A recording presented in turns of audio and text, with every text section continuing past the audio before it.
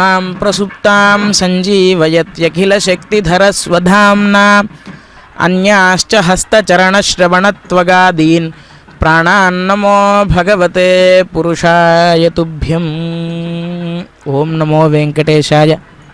భక్తమహాశయులారా, శ్రీ వెంకటేశ్వరుని పట్టపురాణిగా నిత్యము కూడా ఈశానాం జగతోస్య వెంకటపతేర్ విష్ణోః పరాం ప్రేయసీం తద్వక్షస్థల నిత్యవాసరసికాం తత్క్షాంతి సంవర్ధినీం పద్మాలంకృత పాణిపల్లవయుగాం పద్మాసనస్థాం శ్రియం వాత్సల్యాది గుణోజ్వలాం భగవతీం వందే జగన్మాతరం అని నిత్యము మనం స్తుతిస్తున్నట్లుగా స్వామివారి యొక్క వక్షస్థలమున కొలువయ్యుండి అమ్మవారు నిత్య నిరంతరము కూడా విచ్చేసేటువంటి భక్తులందరినీ కూడా దయాస్వరూపిణిగా స్వామివారి యొక్క దయకు ప్రత్యక్ష రూపంగా, అందుకే వేదాంత దేశికుల వారు దయాశతకం అనేటువంటి ఒక 100 శ్లోకాలను అమ్మవారి పైన రచించారు. ఏమిటి ఆ దయాశతకము అంటే, ప్రపద్యేతం గిరింప్రాజ శ్రీనివాసానుకంపయా ఇక్షుసారశ్రవంత్యేవ యన్మూర్త్యా శర్కరాయుతం సమస్త జననీం వందే చైతన్యస్తన్యదాయినీం శ్రేయసీం శ్రీనివాసస్య కరుణామివ రూపిణీం అని చెప్పి వేదాంత దేశికుల వారు ఆ యొక్క స్తోత్రంలో అమ్మవారిని వర్ణిస్తారు. స్వామి నిత్య నిరంతరము కూడా ఈ జగత్తు యొక్క రక్షణ కోసం అహర్నిశలు కూడా స్వామివారు సృష్టి స్థితిలయలు అనేటువంటి కార్యాలను అఖిల భువన జన్మస్థేమ భంగాదిలీలే అని అన్నట్లుగా ఈ సృష్టి స్థితిలయలు అనేటువంటి కార్యక్రమాలను లీలా విశేషమాత్రంగా స్వామివారు నిర్వహిస్తూ ఉంటారు. అయితే ప్రతి ఒక్క మనిషికి కూడా ప్రతి ఒక్క వస్తువుకు కూడా ఒక శక్తి అనేటువంటిది కనుక తోడైతే ఆ వచ్చేటువంటి ఫలితం ఎంతో వైభవోపేతంగా ఉంటుంది. అటువంటి స్వామివారికి శక్తి స్వరూపిణిగా వెనకాల ఉన్నటువంటి ఆ పద్మావతీదేవి యొక్క తెప్పోత్సవ వైభవాన్ని మనం వీక్షిద్దాం. గోవింద గోవింద.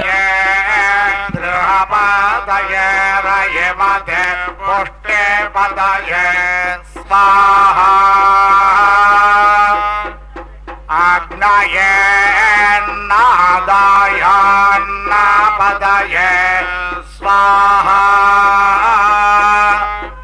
अनमित्रं मे अधरागणमित्रमुदकृधे इन्द्राणमित्रं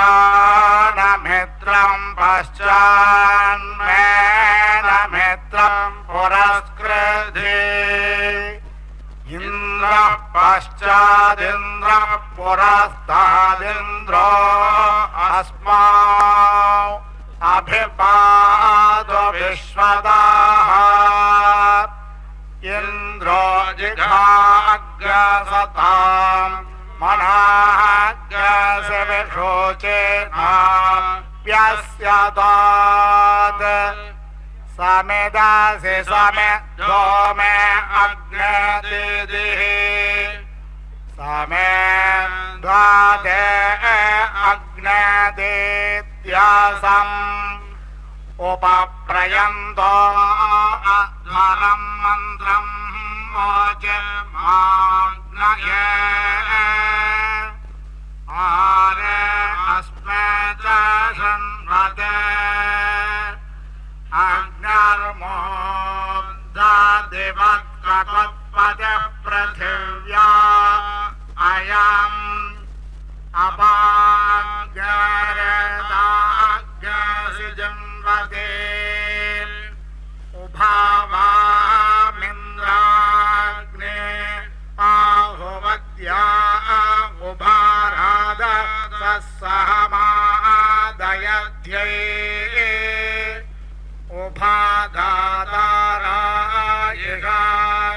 उभादातारायिगारायेण मुभावाजस्य सातये हुवे वाम् अयं ते योनिर्दियो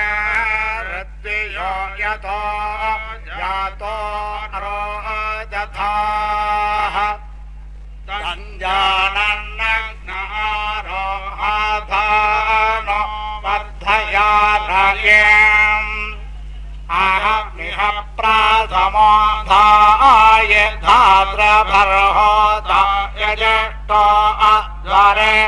स्वेद्याः यमप्लावानो मृगावो विरुरुचुर्वनेषु चित्रं विभ्वं विषविषे अस्य प्रत्रामनोद्युदग्रे शुक्रन्दोदुग्रे अग्रायः पयःसहस्रशामृषिम्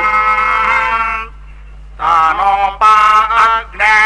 तन्वं मे भाग्यायुर्दा अग्ने स्यायुर्मे देहि वर्चोदा अग्नेसि वर्चो मे देहि अग्नेयन्मे तन्वा ऊणं तन्मा प्रणा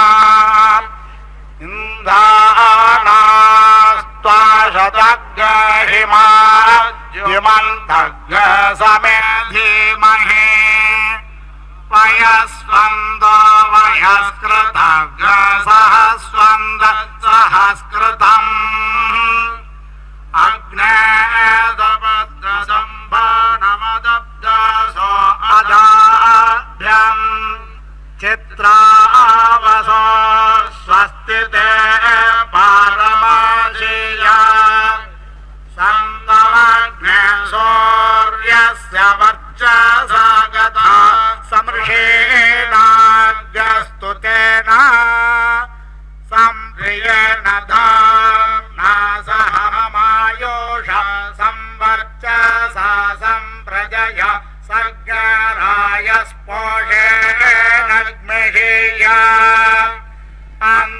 अन्धस्थान्दो वो भक्षीय महस्तमहो वो भक्षीय ॐ सादा सस्पताये माद्भूता ओ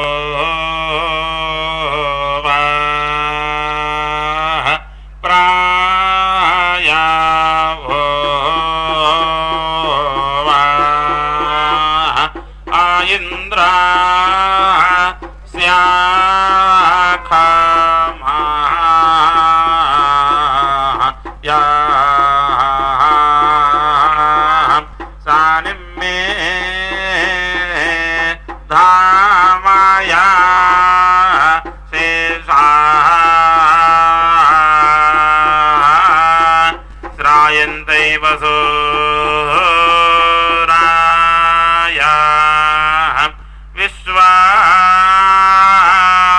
विश्वादिन्द्रा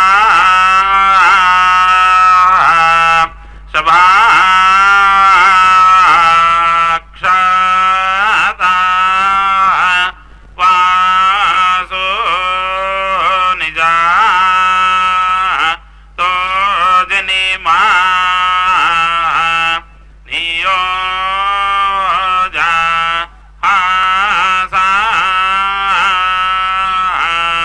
प्रतिभा गन्नदे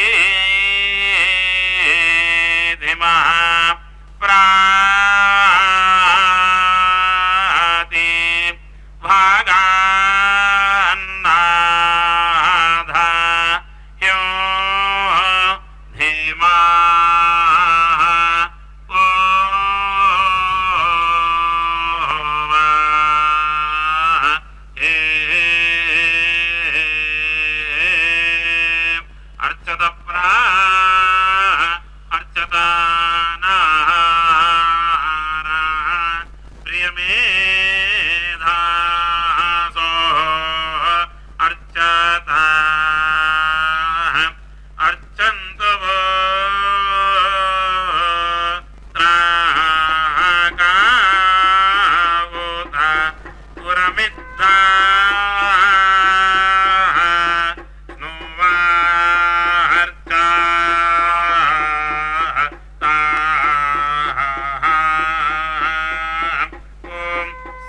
श्रियमेवावदन्धे श्रीदेवादे पुनर्निवेद्यः क्षेमो वैराष्ट्रस्य सीतो वादः क्षेममेवावरुन्धे पुत्रा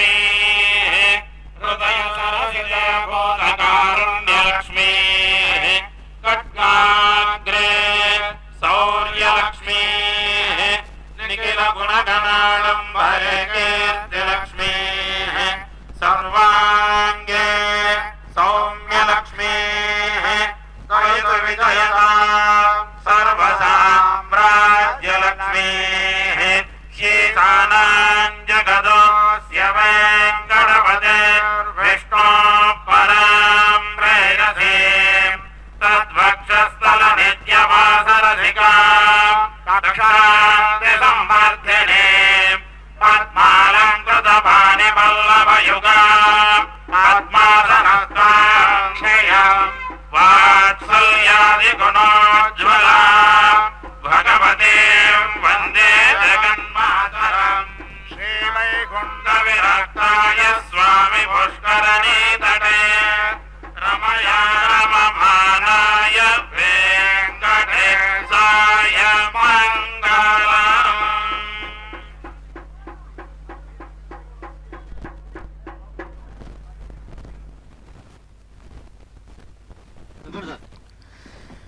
అస్యేషానా త్వమసి జగత సంసృజంతి ముకుందం లక్ష్మీ పద్మా జలధితనయా విష్ణుపత్నీందిరేతి యన్నామాని శృతిపరిపణాన్యేవమావర్తయంతో నావర్తంతే దురితపవన ప్రేరితే జన్మచక్రే అని చెప్పి ఆ అమ్మవారి యొక్క నామ వైభవాన్ని వర్ణిస్తారు శ్రీస్తుతి అనేటువంటి స్తోత్రంలో. ఇప్పటివరకు కూడా దివ్యమైనటువంటి వేదములతో అమ్మవారిని స్తుతించారు. వేదము కూడా వర్ణిస్తూ ఉంది అమ్మవారిని అశేష నా జగతో విష్ణుపత్ని అని చెప్పి. అంటే దీన్ని బట్టి మనం అర్థం చేసుకోవాల్సింది ఏమిటి అంటే లక్ష్మీ విశిష్టుడైనటువంటి నారాయణుణ్ణి మాత్రమే మనం అర్చించాలి అనేటువంటి విషయాన్ని శ్రీవైఖానస భగవత్ శాస్త్రము ప్రతిపాదిస్తూ ఉన్నది. ఆ విధంగా లక్ష్మీ విశిష్టుడైనటువంటి నారాయణుణ్ణి అర్చించడం ద్వారా మనకు అనేకమైనటువంటి శుభఫలాలను స్వామివారు అనుగ్రహిస్తారు. ఈ యొక్క సంసార సాగరం అనేటువంటిది ఏదైతే ఉందో దాన్ని అవలీలగా దాటించేటువంటి శక్తి అమ్మవారికి ఉన్నది. ఎందుకు అంటే నిత్య నిరంతరము కూడా శరణాగతి చేస్తూ పాపినా మహమేకాగ్రో దయాళూనాం త్వమగ్రణీహి అని చెప్పి నిత్యము కూడా స్వామిని శరణాగతి చేస్తాం. అంటే నేను పాపాలు చేయడంలో చాలా పండిపోయినటువంటి వాడినయ్యా, నువ్వు దయగల వారిలలో మొదటివాడివి, నేను ఎన్ని పాపములు చేసినా సరే వాటినన్నిటినీ కూడా మన్నించేటువంటి దయాగుణం నీ దగ్గర ఉన్నది. ఆ దయాగుణం ఎవరిదండి అంటే ఇందాకే చెప్పారు, శ్రీవైకుంఠ విరక్తాయ స్వామి పుష్కరిణీతటే రమయా రమమాణాయ వెంకటేశాయ మంగళం అని చెప్పి ఆ యొక్క వెంకటేశ్వర స్వామి వారు ఈ శేషాచలములపైన అడుగు మోపడానికి కారణం ఎవరండి అంటే లక్ష్మీ పద్మా జలధితనయ విష్ణుపత్నీందిరేతి అని చెప్పి అన్నారు. ఒక లీలా విశేషంగా స్వామివారితో గొడవ పడినట్లుగా మనల్ని అందరినీ కూడా అనుగ్రహించడానికి ముందు ఆవిడ భూలోకానికి వస్తే అమ్మవారు లేనటువంటి వైకుంఠంలో విరక్తి చెంది స్వామివారు కూడా వెంటనే అమ్మవారి వెనకాల బయలుదేరి ఈ యొక్క పుష్కరిణీ తీరానికి విచ్చేశాట వెంకటేశ్వర స్వామివారు. అటువంటి స్వామివారి యొక్క పట్టపురాణిగా పూజలందుకుంటూ ఉన్నటువంటి తిరుచానూరు గ్రామంలో వేంచేసి ఉన్నటువంటి పద్మావతీ దేవి యొక్క దివ్యమైనటువంటి ప్లవోత్సవముగా పిలువబడేటువంటి తెప్పోత్సవ కార్యక్రమాన్ని ఇప్పుడు మనమంతా కూడా వీక్షిస్తూ ఉన్నాం. ఈనాడు 3వ రోజు అమ్మవారు దివ్యమైనటువంటి అలంకార భూషితురాలై దివ్య నీరాజనాలను సాయం సంధ్యా సమయాన అందుకుంటూ ఉన్నది. భక్త మహాశయులారా, మనమంతా కూడా అమ్మవారి యొక్క నామాన్ని ఎల్లప్పుడూ కూడా స్మరించడం వల్ల అశేషానా త్వమసి జగత సంశ్రయంతి ముకుంద లక్ష్మీ పద్మా జలధితనయా విష్ణుపత్నీందిరేతి యన్నామాని శృతి పరిపణాన్యేవమావర్తయంతో నావర్తంతే దురితపవన ప్రేరితే జన్మచక్రే అని చెప్పి, అంటే లక్ష్మీ పద్మా జలధితనయ విష్ణుపత్ని ఇందిర అనేటువంటి అమ్మవారి యొక్క నామాలలో ఏ ఒక్క నామాన్ని మనం స్మరించినా సరే దురితములు అనేటువంటి ఏవైతే ఉన్నాయో అంటే పాపములు అనేటువంటి ఏవైతే ఉన్నాయో వాటి యొక్క నీడ కూడా మనల్ని తాకలేదట మన యొక్క జన్మచక్రం మొత్తంలో. అంతేగాక చివరిలో మన పాపాలు ఎంచేటువంటి సమయంలో దయాదేవిగా అమ్మవారు ఉండి మన పాపాలన్నిటినీ కూడా పక్కకి తోసి మోక్ష సామ్రాజ్యాన్ని మనకు ప్రసాదిస్తుందట ఆ యొక్క దయాదేవిగా ఉన్నటువంటి ఆ పద్మావతీ దేవి.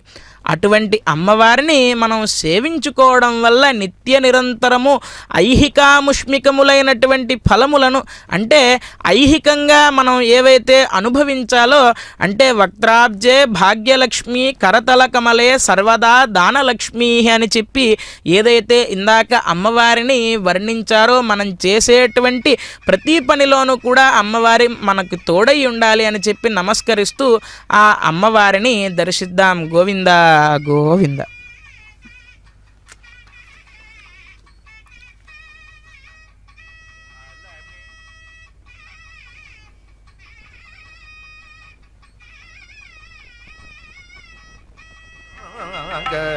వచ్చెను అలమేలు మాగా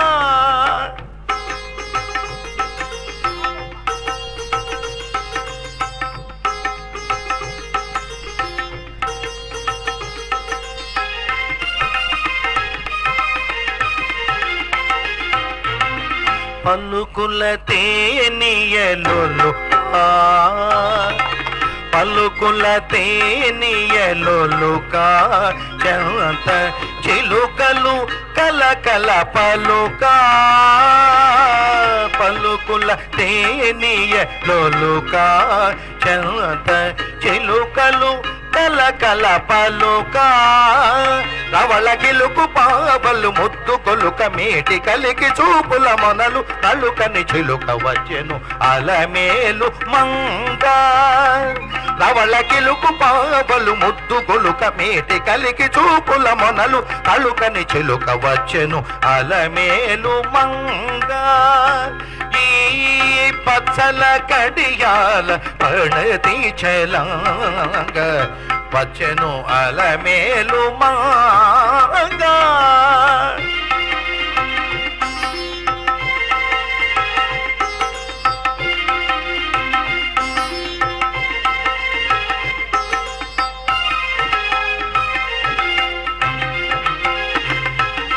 రంభాది సతులెల్ల చేరి రంభాది సతులెల్ల చేరి ఎదుట గంభీర గతులను మీరా రంభాది సతులెల్ల చేరి ఎదుట గంభీర గతులను మీరా నటనా రంభములను మేలు కోరి నటనా రంభములను మేలు కోరి కొలువ అంబోజాచుడౌ వెంకటేశునొయ్యారి అంబోజాచుడౌ వెంకటేశునొయ్యారి వచ్చెను అలమేలు మాగ ఈ పచ్చల కడియాల పడతి చలంగ వచ్చెను అలమేలు మంగా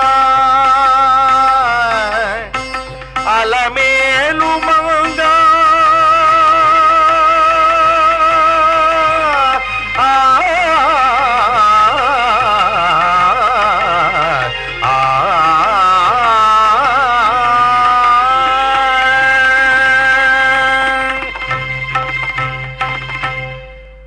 మెరుగు వంటిది అలమేలు మంగా మెరుగు వంటిది అలమేలు మంగా అరిమురి నవ్విని అలమేలు మంగా మెరుగు వంటిది అలమేలు మంగా అరిమురి నవ్విని అలమేలు మంగా మెరుగు వంటిది అలమేలు మంగా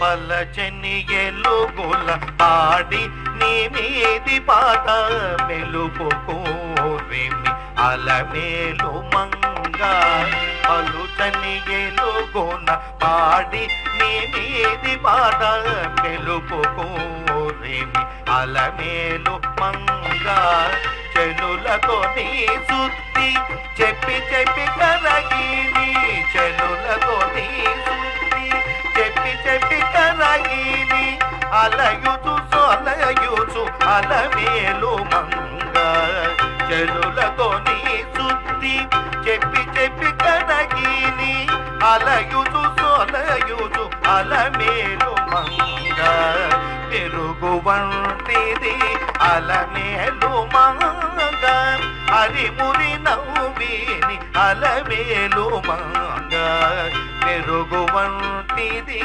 అలమేలు మంగ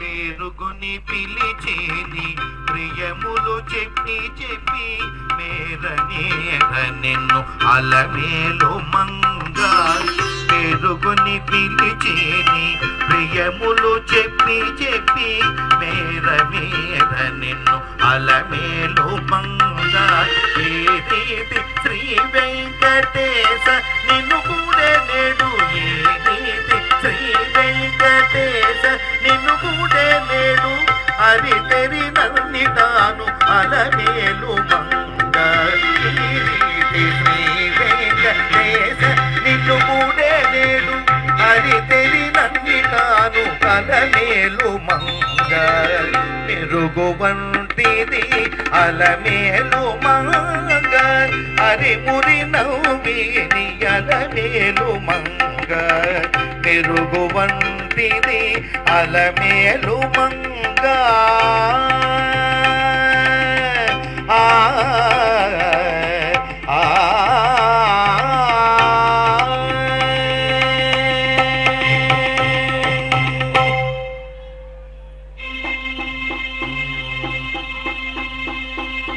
శ్రీనివాస గోవింద శ్రీ వెంకటేశ గోవింద భక్తవత్సల గోవింద భాగవత ప్రియ గోవింద నిత్య నిర్మల గోవింద నీలమేఘ శ్యామ గోవింద పురాణ పురుష గోవింద పుండరీకాక్ష గోవింద నందనందన గోవింద నవనీత చోర గోవింద పశుపాలక శ్రీ గోవింద పాప విమోచన గోవింద దుష్ట సమార గోవింద దురిత నివారణ గోవింద సిత పరిపాలక గోవింద కష్ట నివారణ గోవింద గోవింద హరి గోవింద గోకుల నాదన గోవింద గోవింద హరి గోవింద గోకుల నాదన గోవింద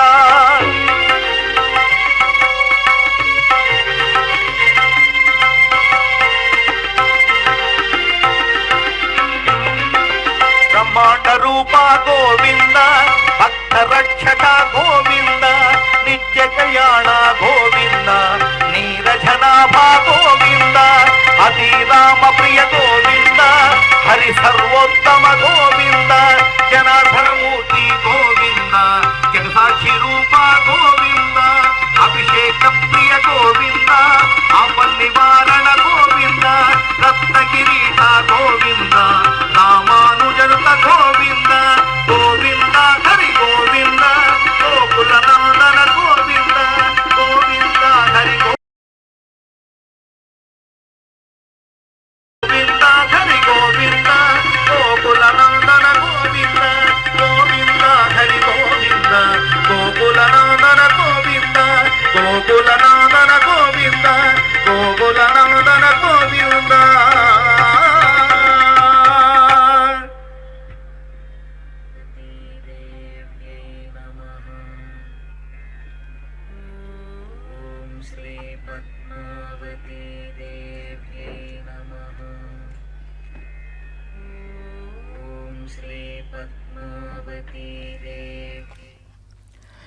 ఈ విధంగా అత్యంత వైభవోపేతంగా గోవిందనామ స్మరణల నడుమ అమ్మవారి యొక్క దివ్య తెప్పోత్సవములలో వేదనాద సహితంగా ఆ జగజ్జనని అయినటువంటి పద్మావతీదేవి ఈ తెప్పోత్సవ కార్యక్రమంలో మనకి దర్శనం ఇస్తూ ఉన్నది. అయితే మన పెద్దవారు ఏమని చెప్తారు అంటే, నతే వర్ణయితుం శక్త గుణాన్ జిహ్వాపి వేధసః బ్రహ్మాద్యా సకలాదేవా మునయశ్చ తపోధనా అని చెప్పి అంటారు. అమ్మవారి యొక్క లీలా విశేషాలను వర్ణించాలి అంటే సాక్షాత్తుగా ఈ సృష్టిని అంతా కూడా చేసేటువంటి స్వామివారి యొక్క నాభీ కమలంలోంచి ఉద్భవించినటువంటి బ్రహ్మదేవుడికి సైతం అమ్మవారిని వర్ణించలేట ఆ యొక్క బ్రహ్మదేవుడు. అలాగే సకల దేవతలు కూడా అమ్మవారి యొక్క వైభవాన్ని ఎంత చెప్పినా సరే చాలదట. మరి అమ్మవారిని ఎవరు వర్ణించగలరు అంటే కనుక, ఎలాగైతే ఒక చిన్నపిల్లవాడు వచ్చి రాని మాటలతో అప్పుడప్పుడే మాటలు వస్తూ ఉంటే అమ్మా అని అనడానికి ప్రయత్నిస్తూ ఉండగా మొదటిసారి ఎప్పుడైతే ఆ యొక్క వచ్చి రాని మాటలతో అమ్మను ప్రేమగా పిలుస్తాడో ఆ అమ్మ యొక్క ఆనందం అప్పుడు ఎంత సంతోషంగా ఉంటుందో, అలా ఎవరైనా సరే మానవ మాతృలు ఎవరైనా సరే అమ్మవారి యొక్క వైభవాన్ని వర్ణించాలని కానీ అమ్మవారిని స్తుతించాలని కానీ ప్రయత్నం చేసినంత మాత్రం చేతనే పొంగి పరవశిస్తుందట ఆ యొక్క తల్లి. అటువంటి పద్మావతీదేవి ఈనాడు పద్మప్రియే పద్మిని పద్మహస్తే పద్మాలయే పద్మదళాయతాక్షి అని చెప్పి నిత్య నిరంతరము కూడా ఆ అమ్మవారిని మనం స్తుతిస్తాం కదా. ఆ విధంగా అమ్మవారు ఉద్భవించినటువంటి ఆ యొక్క పద్మ సరోవరంలో సాయం సంధ్యావేళ వాతావరణం అనుకూలంగా ఉన్నటువంటి దివ్య సమయములో ఆవిడ పుట్టినిల్లుని ఒక్కసారి సంచారం చేసి వెళదామా అన్నట్లుగా ఆ పద్మ సరోవరంలో ఉద్భవించినటువంటి ఆ తల్లి మరలా ఈ యొక్క తెప్పోత్సవంలో ఈ పద్మ సరోవరాన్ని మొత్తాన్ని కూడా ప్రదక్షిణం చేస్తూ సంచరిస్తూ భక్తజనులందరినీ కూడా అనుగ్రహిస్తూ ఎవరైతే ఆవిడ్ని ఆశ్రయిస్తారో ఏలిన ఇతని బంట్లకు ఇహపరాలిచ్చేమా అని చెప్పి అన్నమాచార్య స్వామి వారు అంటారు. పరమాత్ముడైన హరి పట్టపురాణివి నీవు అని చెప్పి ఆ కీర్తనల్లో అమ్మవారిని వర్ణిస్తూ ఇహపరాలను నీవు ప్రసాదించే తల్లిగా స్వామివారికి ఎప్పుడు కూడా వక్షస్థలంలో నీవు కొలువై ఉండి వచ్చిన భక్తులంతా కూడా వారి వారి యొక్క చింతలను కష్టాలను అన్నీ స్వామివారికి చెప్పుకుంటూ ఉంటే నువ్వు పక్కనే ఉండి తద్వక్షస్థల నిత్యవాసరసికాం తత్శాంతి సంవర్ధిని అని చెప్పి నిత్యము కూడా మనం స్తుతించినట్లుగా ఆ వక్షస్థలంలో కొలువుదీరి ఉండి వ్యూహలక్ష్మీ స్వరూపంలో ఆ భక్తుడు ఏవైనా పాపాలను చేస్తే కనుక వాటినన్నిటినీ కూడా పక్కకు తోసి, ఎందుకు అంటే ఆ బ్రహ్మకీట జనని అని చెప్పి అమ్మవారికి నామధేయం కదా. చిన్న చీమ దగ్గర నుంచి చతుర్ముఖ బ్రహ్మ పర్యంతం ఉన్నటువంటి సృష్టి అంతటికీ కూడా సమస్త జననీం వందే చైతన్యస్తన్యదాదినీం అని చెప్పి అంటారు కదా. ఈ జీవులన్నిటికీ కూడా నీవు తల్లిగా ఉన్నావు కాబట్టి ఈ జీవులన్నిటికీ నీకు తల్లి బిడ్డల యొక్క సంబంధం ఎలాంటి సంబంధమో అటువంటి సంబంధం ఉన్నది కాబట్టి ఒక బిడ్డ గనక పొరపాటు చేస్తే తండ్రి ఏదోలాగా దండించడానికి దగ్గరకు వస్తూ ఉంటే తల్లి వాణ్ణి పక్కకు లాగి ఆ తండ్రి దండించకుండా ఆపి ఇంకెప్పుడు అలా చెయ్యడు అని చెప్పి ఆ తండ్రికి చెబుతుంది. ఆ విధంగా మనం ఈ జన్మ ఎత్తిన తర్వాత నానా రకములైనటువంటి కర్మలను చేస్తూ మరలా జన్మ తీసుకోవడానికి మనం ఎటువంటి పాపకార్యములు చేసినా సరే వాటన్నిటినీ కూడా దయాస్వరూపిణిగా పక్కకు తోసి స్వామివారికి మన గురించి చెబుతుందట. వీడు ఎన్నో జన్మలు ఎత్తి ఉన్నాడు, పునరపి జననం పునరపి మరణం అన్నట్లుగా చీమ దగ్గర నుంచి ఎన్నో జన్మలు ఎత్తుతూ ఎన్నో కర్మలు చేస్తూ ఉన్నాడండి. మానవ జన్మని మీరు ప్రసాదించారు, ఈ మానవ జన్మ వాడికి చివరి జన్మగా చేసి ఈ జన్మతో వాడికి జన్మరాహిత్యాన్ని కలిగించండి అని చెప్పి అమ్మవారు ప్రతి ఒక్క మనిషి గురించి చెబుతుందట. అందుకే ఆవిడికి దయాదేవి అని చెప్పి నామధేయం. అందుకే అమ్మవారిని మనం నిత్య నిరంతరము ఆశ్రయించడం ద్వారా అమ్మ దయ ఉంటే అన్నీ ఉన్నట్లే అని చెప్పి మన పెద్దవాళ్ళు చెబుతారు. ఆ విధంగా అమ్మవారి యొక్క అనుగ్రహం కోసమై నిత్య నిరంతరము కూడా మనం ప్రయత్నం చేస్తూ ఆ లక్ష్మీ విశిష్టుడైనటువంటి నారాయణుణ్ణి మనం ఆరాధించడం ద్వారా మనకు ఇహంలో ఏవైతే సుఖములు కావాలో, ఏదైతే సంపద కావాలో, నిజానికి సంపద అంటే ఏమిటి అంటే గనక అష్టైశ్వర్యములు, అష్టవిభూతులు అని చెప్పి ఉన్నాయి. ఆ అష్టవిభూతులు అన్నిటినీ కూడా అనుగ్రహించేటువంటి శక్తి అమ్మవారికి ఉన్నది. సంపద అంటే కేవలం ధనమో లేదంటే బంగారమో కాదు. ఎటువంటి సంపదను అమ్మవారు మనకు అనుగ్రహిస్తుంది అంటే కనుక అనాయాసేన మరణం వినా దైన్యేన జీవనం దేహాంతే తవ సాయుజ్యం అని అన్నట్లుగా అనాయాసంగా ఏ దీర్ఘకాలములైనటువంటి రోగములు కూడా మన దగ్గరికి చేరకుండా అనాయాసంగా ఈ ప్రాణాన్ని విడిచిపెట్టేలాగా నా యొక్క జీవనానికి అనుగ్రహించు స్వామి అని చెప్పి నిత్యం మనం ప్రార్థిస్తాము కదా. వినా దైన్యేన జీవనం, ఒకరి చేయి కింద చేయపెట్టి అర్థించేటువంటి రోజు మనకి రాకూడదు అని చెప్పి ఆ అమ్మవారిని ప్రార్థిస్తూ ఉండాలి. అలాగే దేహాంతే తవ సాయుజ్యం, ఈ దేహము పడిపోయిన తర్వాత నీ యొక్క సాయుధ్యము నాకు ప్రసాదించు స్వామి అని చెప్పి స్వామివారిని ఎలాగైతే ప్రార్థిస్తామో అలా ఈ యొక్క విన్నపాలన్నీ కూడా అమ్మవారికి మనం విన్నవించడం ద్వారా అదుగో గోవిందరాజస్వామి వారు బ్రహ్మోత్సవాల్లో భాగంగా ఈనాడు చివరి వాహనమైనటువంటి అశ్వవాహనాన్ని అధిరోహించి మన యొక్క పాపాలన్నింటినీ కూడా పక్కకి తోయడానికై ఆ అశ్వవాహనాధిరూఢుడైనటువంటి గోవిందరాజస్వామి వారు మనల్ని అందరినీ కూడా ఒక పక్క అనుగ్రహిస్తూ ఉండగా మాతాదేవి త్వమసి భగవాన్ వాసుదేవ పితామే అన్నట్లుగా మనకు కూడా అమ్మవారిని ఆశ్రయిస్తే అయ్యవారి యొక్క సాన్నిధ్యాన్ని ప్రసాదిస్తుంది అమ్మవారు అని మనం చెప్పుకున్నట్లుగా వెంటనే ఆ యొక్క గోవిందరాజస్వామి వారి యొక్క వాహన సేవా విశేషాన్ని ఈ విధంగా అమ్మవారు అనుగ్రహించిందా అన్నట్లుగా మాతాదేవి త్వమసి భగవాన్ వాసుదేవ పితామే అన్నట్లుగా మాతాపితరులు ఇరువురు కూడా ఒకచోటే లక్ష్మీ విశిష్టజేవ నారాయణ ప్రపత్తవ్య అని అన్నట్లుగా ఇరువురు ఒక్కచోట కూడి మనకు దర్శనం ఇస్తూ ఉన్నారు. భక్త మహాశయులారా, మనం ఎంత భాగ్యవంతులమో అని చెప్పి మనం ఆ స్వామివారికి నమస్కరిస్తూ ఈ కార్యక్రమాన్ని వీక్షిద్దాం. గోవింద గోవింద.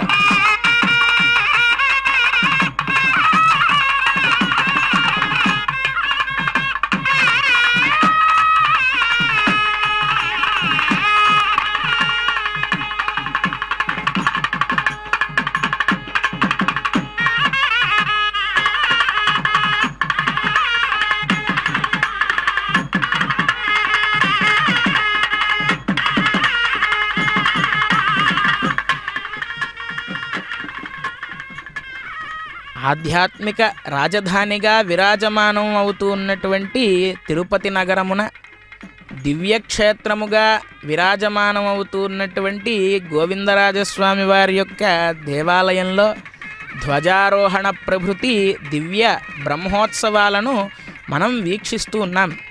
అయితే ఉత్సవము అంటే ఏమిటి అంటే ఆగమశాస్త్రం ఏం చెబుతోంది అంటే ఉత్తు అంటే చాలా గొప్పదైనటువంటిది, సవము అంటే ఏమిటి అంటే యజ్ఞము అనేటువంటి అర్థం. గొప్పదైనటువంటి యజ్ఞంగా ఈ ఉత్సవం చెప్పబడుతూ ఉంది. మరి అటువంటి గొప్పదైనటువంటి యజ్ఞములు, గొప్పవైనటువంటివి ఈ ప్రపంచంలో మనం ఆచరించదగినటువంటి యజ్ఞములు చాలా ఉన్నాయి.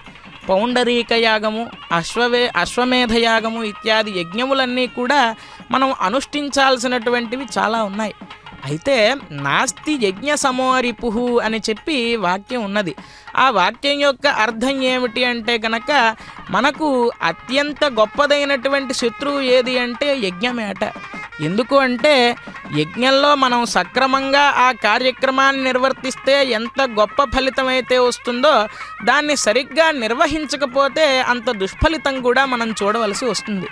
మరి అటువంటి యజ్ఞాలతో మనకు సంబంధం లేకుండా మనం తరించేటువంటి ఉపాయం ఏమైనా ఉన్నది అంటే అది స్వామివారికి జరిగేటువంటి బ్రహ్మోత్సవముల్లో భాగంగా నిత్య నిరంతరము కూడా స్వామికి జరిగేటువంటి వాహన సేవలను వీక్షించడం ద్వారా ఆ యజ్ఞ ఫలాన్ని మనకు అందిస్తాట ఆ యొక్క పరమాత్మ. మరి అటువంటి యజ్ఞఫలదమైనటువంటి ఉత్సవ విశేషాలను మనం 10 రోజుల నుంచి ధ్వజారోహణ ప్రభృతి మొదటి రోజు గరుత్మంతుల వారు ఆ యొక్క ధ్వజస్తంభం పైకి వెళ్ళి దేవతలందరినీ కూడా ఆహ్వానించారు. తరువాతగా శేషవాహనం, హంసవాహనం ఇత్యాది సకల విధములైనటువంటి వాహనములను కూడా ఆ గోవిందరాజస్వామి వారు అధిరోహించి ఇన్నిటిలో ఉన్నటువంటి పరతత్వాన్ని నేనే అనేటువంటి విషయాన్ని మనకు తెలియజేస్తూ వచ్చారు. అయితే ఈనాటి ఉదయం రథస్థం కేశవం దృష్ట్వా పునర్జన్మ న విద్యతే అన్నట్లుగా పునర్జన్మ అనేటువంటిది లేకుండా ఉండాలి అంటే గనక రథస్థుడైనటువంటి ఆ గోవిందుణ్ణి చూడడం ద్వారా మనకు జన్మరాహిత్యము కలుగుతుంది, మోక్ష సామ్రాజ్యానికి మనం అర్హులమవుతాము అని చెప్పి శాస్త్రం చెబుతూ ఉన్నది. ఆ విధంగా ఉదయము రథోత్సవ కార్యక్రమాన్ని నిర్వర్తించుకుని ఈ సాయం సంధ్యా సమయాన దివ్య ఉచ్చైశ్రవంగా పిలువబడేటువంటి ఆ అశ్వాన్ని అధిరోహించినటువంటి స్వామివారు ఒక పక్క, మరొక పక్క పద్మప్రియే పద్మిని పద్మహస్తే పద్మాలయే పద్మదళాయతాక్షి అని మనం వర్ణించుకున్నట్లుగా ఆ దయాస్వరూపిణి అయినటువంటి పద్మావతీ దేవి వారి యొక్క తెప్పోత్సవం. ఈ రెండిటిని మనం ఒకేసారి వీక్షించడము అంటే అది చాలా దుర్లభమైనటువంటి కార్యం. మరి అటువంటి దుర్లభమైనటువంటి దివ్య దర్శనాన్ని స్వామి మన యందు అత్యంత కృపతో మనం అమ్మవారిని ముందు నుంచి ఆశ్రయిస్తూ స్వామివారి యొక్క సాన్నిధ్యాన్ని నాకు ప్రసాదించు తల్లి అని మనం శరణు వేడిన వెంటనే ఆ దయాస్వరూపిణి అయినటువంటి అమ్మవారు స్వామి యొక్క కైంకర్యాన్ని మనం వీక్షించడానికి కూడా అనుమతిని ఇచ్చి ఈ దివ్య ఉత్సవ విశేషాలను మనం ప్రత్యక్ష ప్రసారం ద్వారా శ్రీ వెంకటేశ్వర భక్తి ప్రసార మాధ్యమం ద్వారా దర్శించుకునే విధంగా ఆ యొక్క స్వామి అమ్మవార్లు ఇరువురు కూడా మనల్ని అనుగ్రహించారు ఈనాడు.